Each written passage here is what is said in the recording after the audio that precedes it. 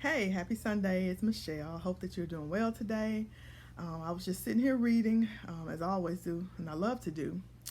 And I just had a few thoughts I wanted to share with you. The book I'm currently reading is called Forever Free, The Story of Emancipation and Reconstruction by Eric Foner. I think it's how you say his last name. Anyways, and it got me thinking about, I guess, I won't say plight, but the situation that we have been in culturally for quite a long time.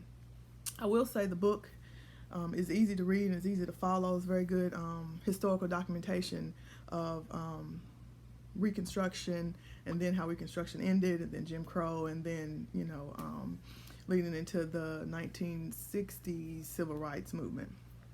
But I will say, as I've been reading this book, a lot of feelings of sadness and somewhat despair came up a little bit for me. But the other feeling that came up for me, and the other thought that I had that was predominant in my mind, was that even in the midst of so much pain, we have always culturally fought for freedom. Our ancestors have always fought for freedom.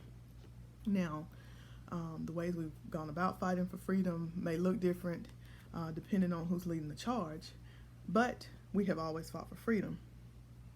And this also made me think about like how our fight for freedom never ends. I mean, you can just look at the most recent things happening in our community on the news to explain that point or further expound upon that point with Ahmaud Arbery and Breonna Taylor.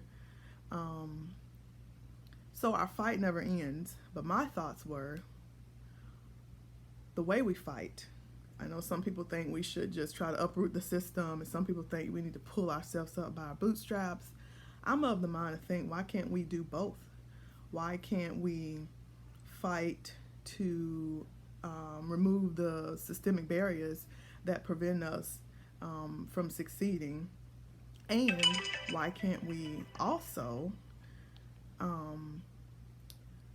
do what we can with the resources that are available to us to make our lives better?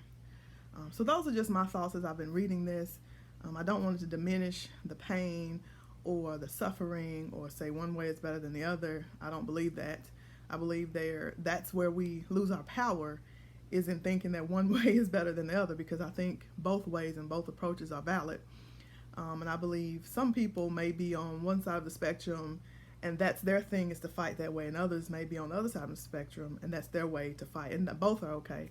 So these are just, like I said, my random thoughts, and I just wanted to share them with you as I've been reading this book. Enjoy your weekend. Bye.